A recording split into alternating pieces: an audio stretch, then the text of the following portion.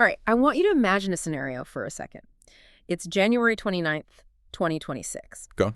You're a small business owner. Maybe you've got a law firm. Maybe you're an emergency plumber. You know, that corner bistro everyone loves. The daily grind. Exactly. So you wake up, you grab your coffee, and you sit down to check your marketing dashboard. The morning ritual. Yes, and honestly, it looks beautiful. I mean, you're looking at the screen, and it's just green arrows everywhere. Your Google rankings are solid, top 3 in your city.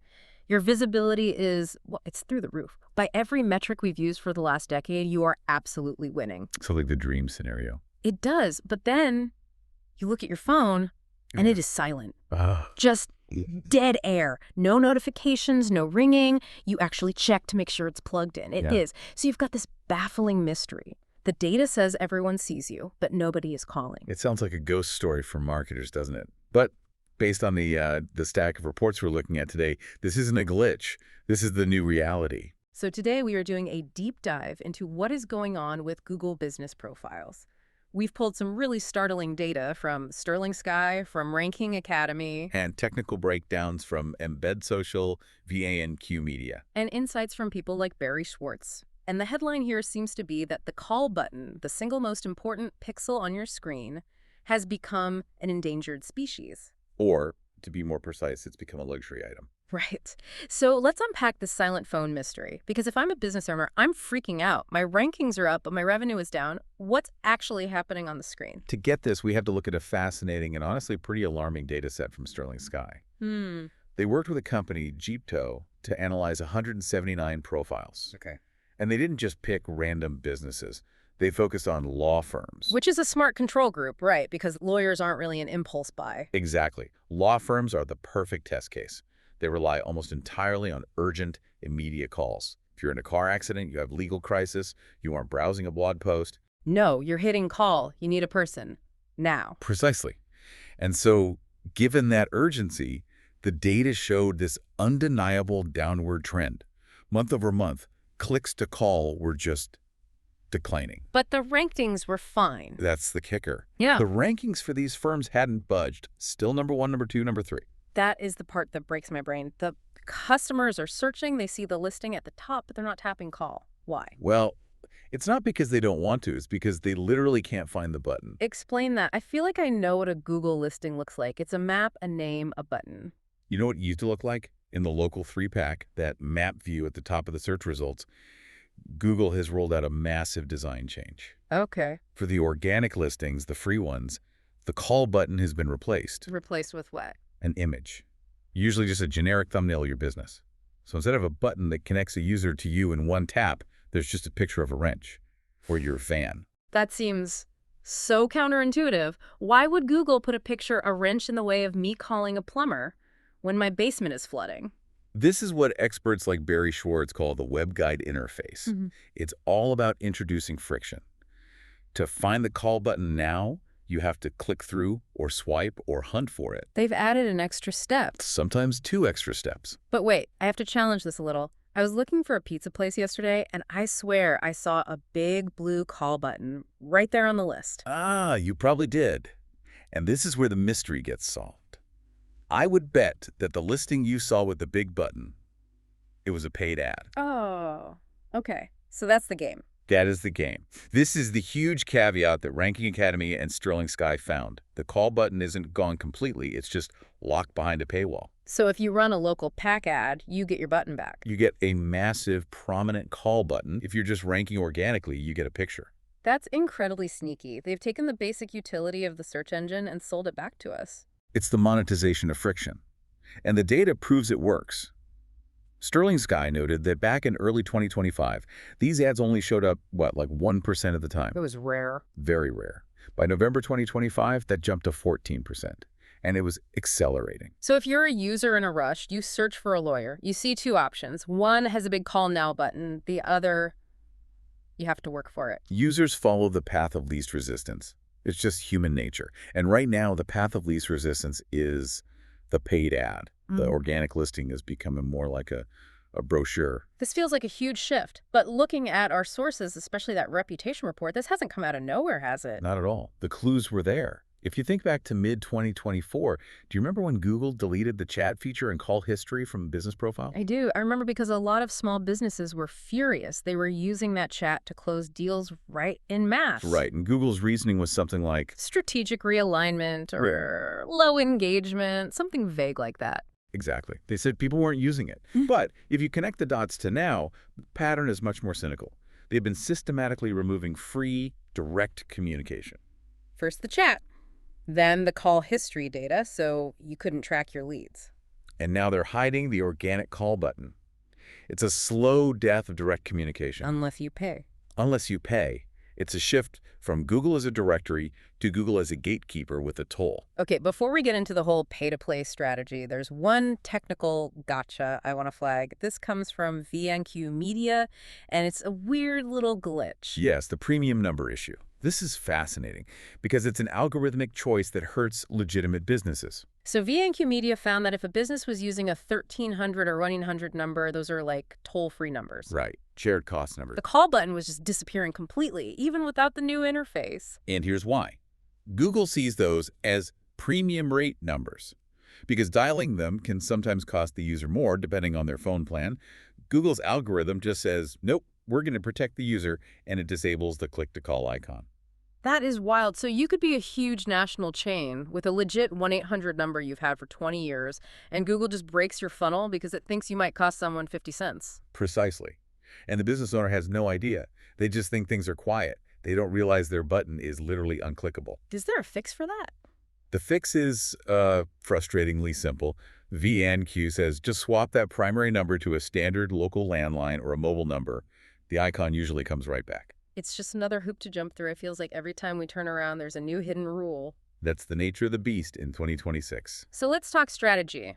We know organic visibility isn't enough. What are the experts telling us to do about it? The consensus from all our sources is pretty blunt. The era of pretending organic is enough is over.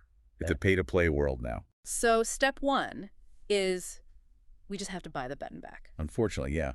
The most direct brute force solution is to run local service ads or map pack ads. You're basically paying a ransom for your call button. But does the math even work out?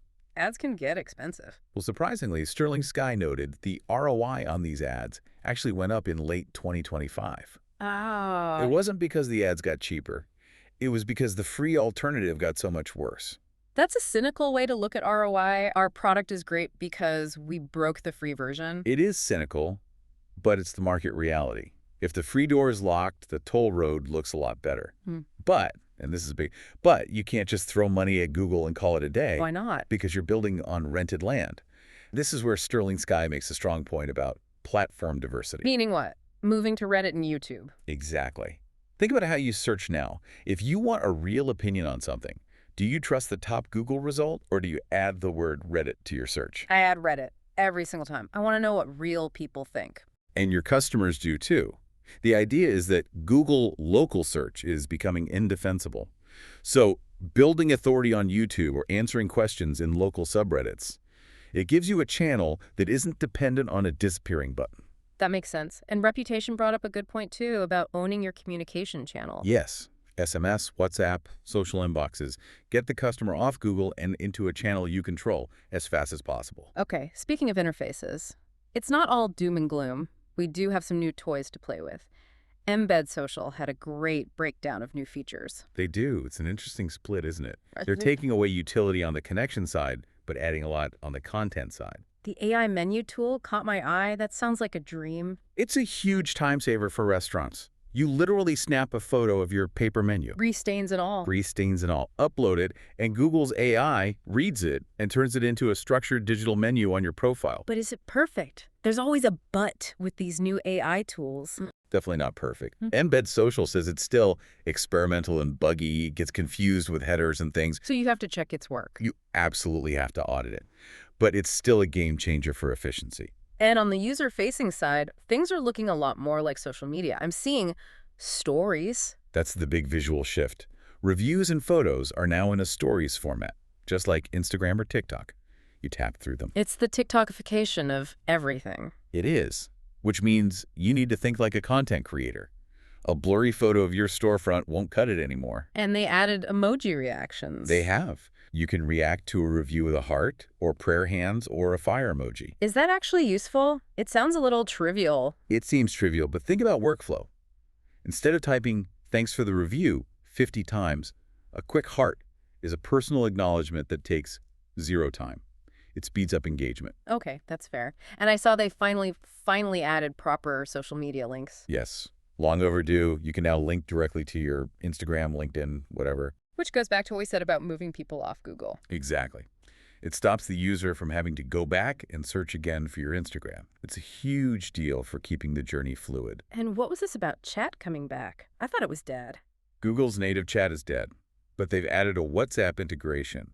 So the chat button can come back, but it opens WhatsApp on the user's phone. Which is probably better for everyone anyway. Agreed. You own that channel. Okay, so we've covered the button, the ads, the new features. But there's one more thing in the source material that legitimately scared me. A threat. The moving pin scam. This sounds like something out of a spy movie. Break this down. It's nasty. It relies on the suggest and edit feature. Right, where users can suggest changes to keep maps accurate. It's helpful until it's weaponized. Yeah. Bad actors or just shady competitors go to your profile, click suggest and edit, then edit map location, and they just drag your pin. So they literally move your office down the street. Or into a lake. Or, more strategically, just far enough that you lose your ranking for a specific neighborhood.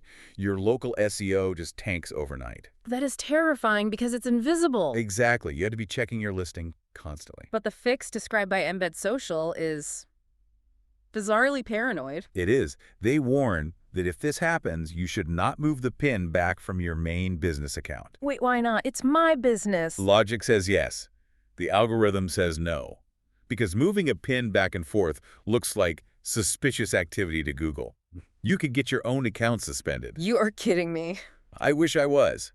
The advice is to log in with a different email, one not connected to your profile, and suggest the correct location, as if you were just a helpful stranger. That is absolutely bonkers. You have to pretend to be someone else to fix your own business. Welcome to 2026. This is the landscape. Wow, this is a lot to digest. It feels like the ground has just shifted under our feet. It has. To summarize the state of local SEO right now, I'd say the utility phase is ending. It's now a monetization engine. The call button is a premium feature. Correct. If you want the phone to ring directly from search, you have to pay. That's the new reality. And the organic listing is becoming a visual brochure.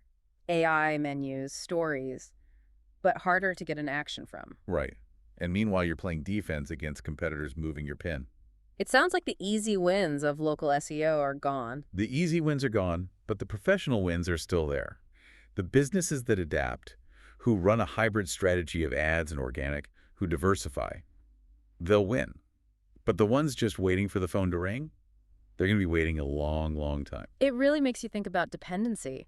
We've spent a decade building our businesses on rented land, and now the landlord is charging admission. That's the perfect analogy.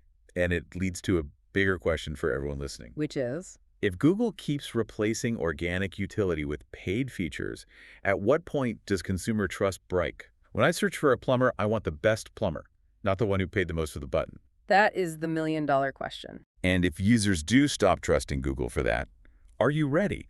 Are you building an audience somewhere else? A newsletter, a community, a video presence that you actually own? That's the question to sleep on tonight. Are you building an asset or just feeding the meter?